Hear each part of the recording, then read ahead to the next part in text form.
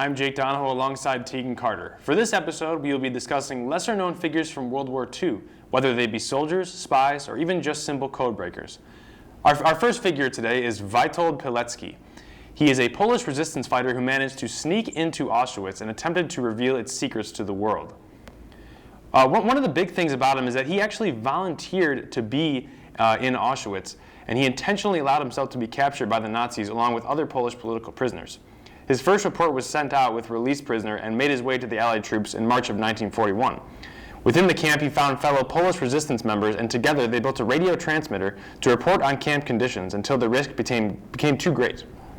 He actually smuggled information out of Auschwitz for 2 years via the Polish underground resistance before making his escape. He and 2 others traveled 100 kilometers over the course of a week to get to safety. He then went back to Warsaw and fought in the Warsaw Uprising of 1944, and after defeat was imprisoned in POW camps until liberation. This is a very interesting character, I think, overall in World War II. Just simply for one, he's volunteering himself, risking his life going into Auschwitz, one of the worst out of World War II prison camps, and just to save other lives, to risk his own is really heroic and really overlooked person in the history of World War II. Absolutely. At the time, they weren't even sure how dangerous Auschwitz was, and there was no telling if it was going to be even relatively safe for him to go in there and try and smuggle information out. They only knew that some Polish political prisoners had been taken in, and later their families received notification of their deaths. Next up is Juan Pujol Garcia, also known as Agent Garbo. M15 originally rejected Garcia as a spy, so in 1941 he posed as a fanatical Nazi and got himself recruited by the Germans. He moved to Lisbon and convinced his German handlers that he was in London and leading an entire network of spies across Britain. In 1942, M15 accepted him as a double agent and smuggled him and his family into Britain. He convinced the Germans that the main Allied attack would be at Pas-de-Calais, which diverted troops away from Normandy. This was integral to the success of D-Day. He was so successful as a spy that Hitler awarded him an Iron Cross 6 weeks after he had misled them about the timing and location of D-Day. This is yet again another very interesting person in the times of World War II, simply because being a double agent, talk about dangerous work. Absolutely, and the fact that he was denied being a spy, I think it was 3 times. So he took it upon himself to contact the Germans of his own free will and say that he himself was a Nazi just so he could spy on them. And then he was agreed to be part of M15 and be a spy for real. So pretty crazy stuff. Not to mention his effect on the success of D-Day, because D-Day is arguably one of the biggest things of World War II overall, and for him to be release that information and everything like that puts a tremendous effect on it. We'll be covering more history or bust after this commercial break, including a code breaker and a soldier armed with only a longbow. We'll be right back. What does it mean to be a war hawk? It means allowing myself to dream big and think outside the box. Pushing the limits of what I think is possible. Seeing ideas through from start to finish. Collaborating with professors and peers. And seizing opportunities in the community to put my knowledge to use. I'm studying abroad, learning another language, and listening to the stories of others. I'm making lifelong friends and fearlessly sharing my gifts with the world. As a war hawk, I stay balanced, take great care of myself, and get out of my comfort zone. I refuse to let the past determine my future. And I'm taking confident steps in the direction of my dreams. Sometimes it doesn't make sense. And other times it couldn't be more exciting. But I will keep my goals in mind and never quit. Because that's the war hawk way.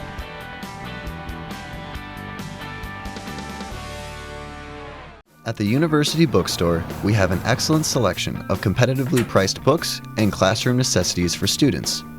We have Warhawk gear ranging from athletic apparel to comfy sweatshirts the whole family can enjoy. The textbook rental service is also available for students to check out their required readings for class.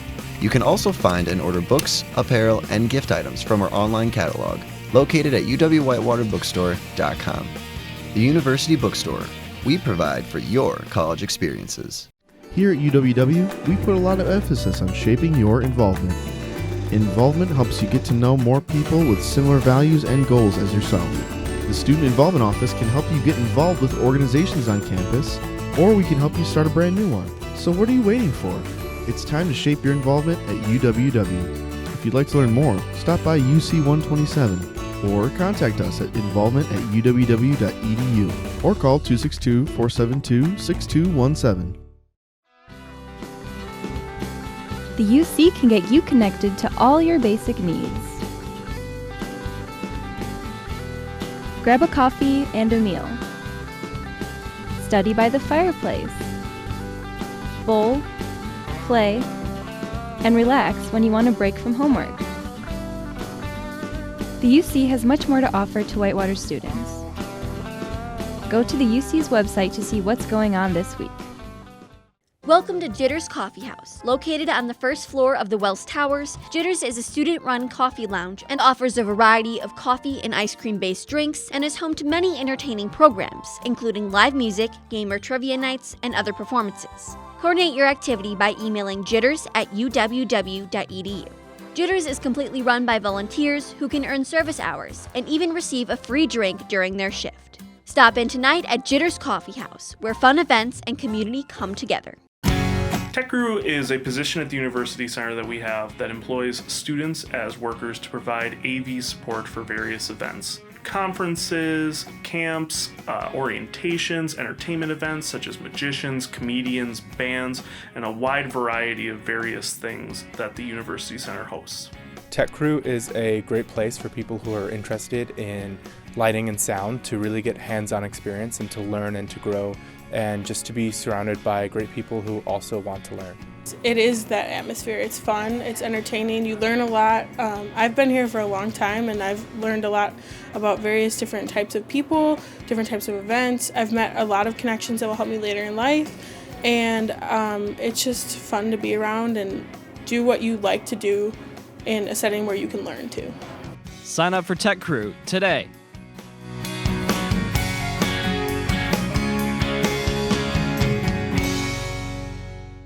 We'd love to show you what it's like to be a Warhawk. Come on!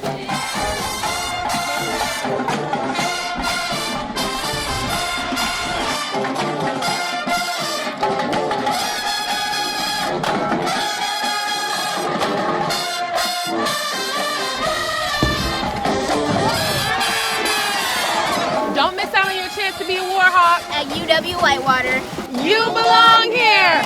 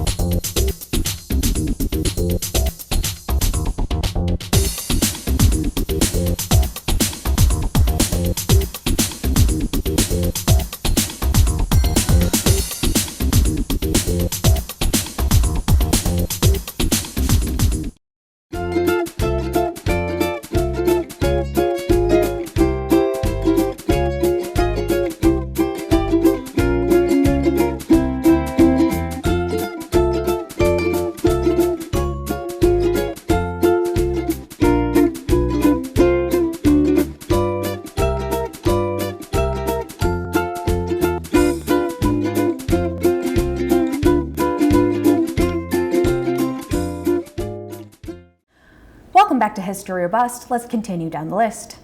Next, we have Virginia D. Adderholt, who was a codebreaker working for the Allies. She was also the first to realize that World War II was finally over.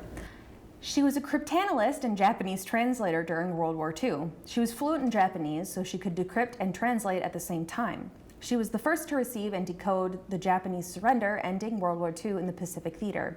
Unlike the draft, Virginia and most of the other codebreakers were notified by mail of being personally selected for their expertise.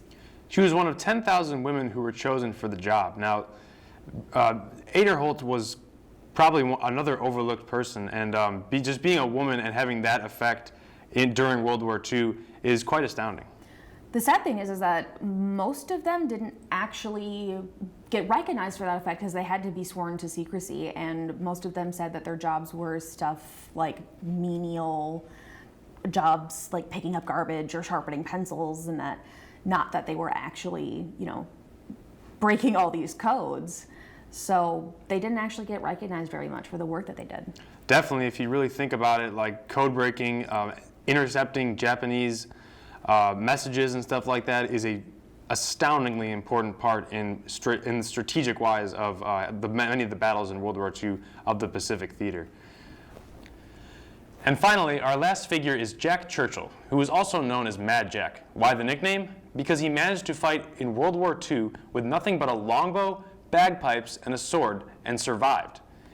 So he was an officer who allegedly killed a soldier with a bow, then fired 2 machine guns until they ran out of ammo.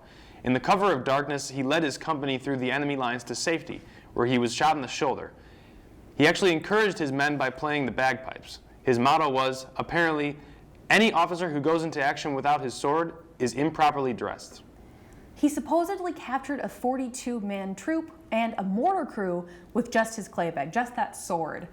So, pretty intense guy. I don't know how encouraging I find the bagpipes to be, but apparently it really worked for the time. Yes, definitely a little more of a traditionalist with the sword as well, and raising his troops' morale with the bagpipes. I guess you could call him just a man of battle, I suppose. Just that traditionalist vibe he's got going with the sword. And the sword, I suppose, could actually help. Troops had bayonets in those days that really helped them out with close quarters combat. But I'm afraid but if I had to choose between the two, I'm going to have to go with a gun, especially in World War II. I mean, he did have those 2 machine guns until he ran out of ammo. But, I mean, the sword does take the bayonet to the extra level. It really adds a little something to it. And if he captured an entire 42-man troop and mortar crew with it, I suppose it must have done something.